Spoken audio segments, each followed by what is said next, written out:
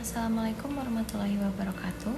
Perkenalkan, nama saya Ria Amelia Effendi, nomor stambuk 2018-30029.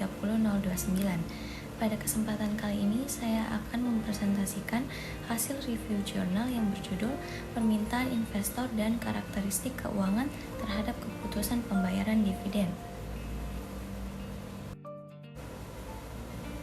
Tahun jurnal yang saya review yaitu volume 12 nomor 2 November 2020 dengan ISSN 20858698 dan EISSN 258984977, ditulis oleh Emilia Carolina Teja, Tarsisius Renal Suganda, dan Fitri Oktaviani, dipublikasikan oleh Fakultas Ekonomi Universitas Kristen Maranatha dan direview oleh saya sendiri yaitu Ria Amelia Effendi pada tanggal 27 Juni 2021.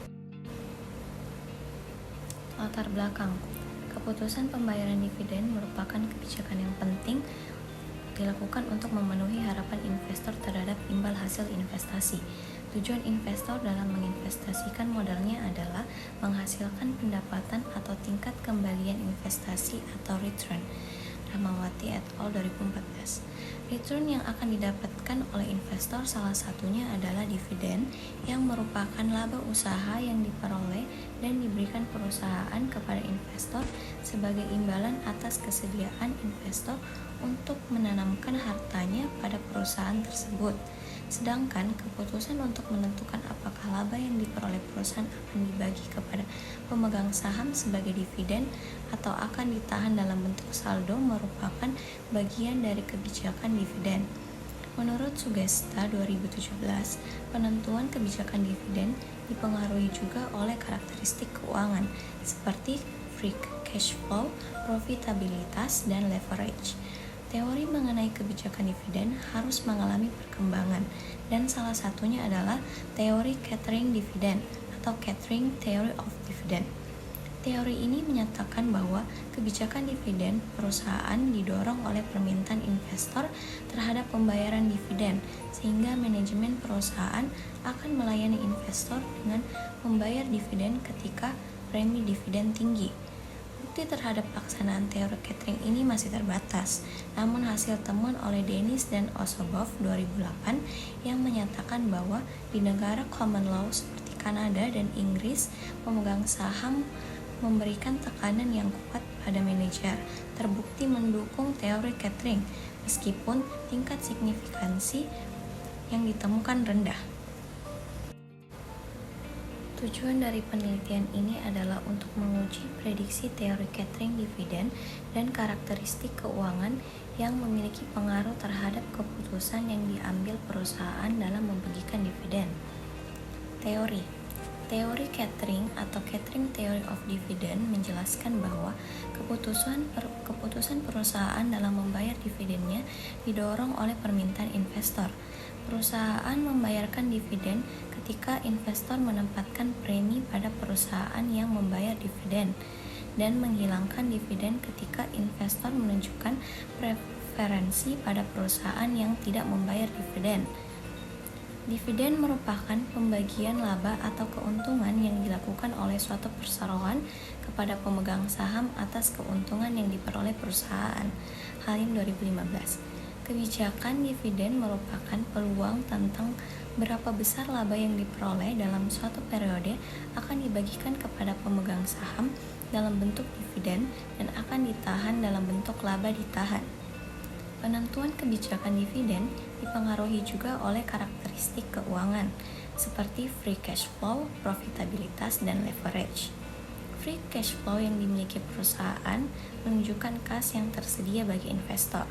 Profitabilitas digunakan untuk mengetahui kemampuan perusahaan dalam menghasilkan laba dan melihat tingkat keefektifan manajemen dalam mengelola perusahaan. Sedangkan leverage merupakan besaran utang perusahaan yang dimaksudkan untuk menjalankan kegiatan operasional perusahaan sekaligus untuk memberi gambaran perusahaan pada investor terkait kondisi keuangan perusahaan. Adapun populasi dalam penelitian ini adalah perusahaan manufaktur yang terdaftar di Bursa Efek Indonesia selama tahun 2014 sampai dengan tahun 2018. Kriteria sampel yang digunakan dalam penelitian ini adalah sebagai berikut.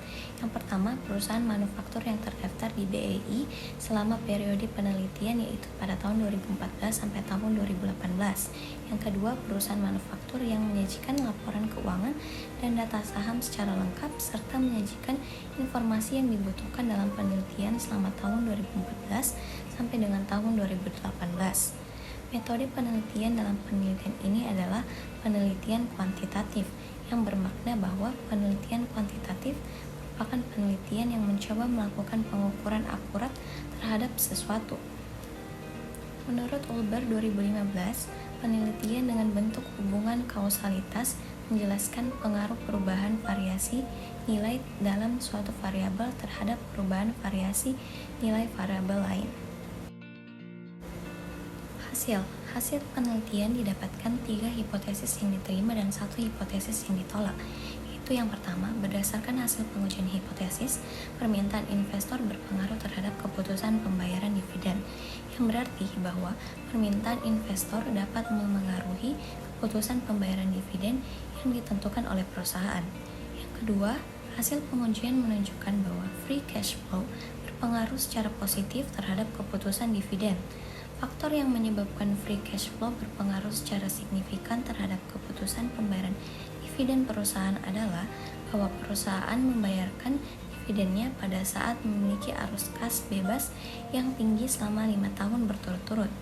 Yang ketiga, hasil pengujian menunjukkan bahwa profitabilitas diukur dengan proxy return of equity tidak berpengaruh terhadap keputusan pembayaran dividen yang dilakukan oleh perusahaan manufaktur yang terdaftar di BEI. Yang keempat, berdasarkan hasil pengujian, leverage terbukti memiliki pengaruh negatif terhadap keputusan pembayaran dividen.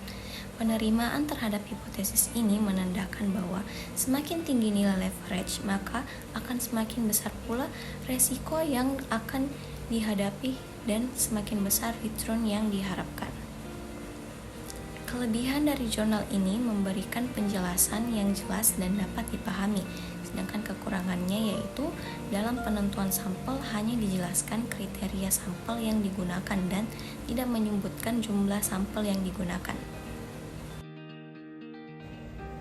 Sekian pemaparan hasil review jurnal dari saya. Mohon maaf atas kekurangannya.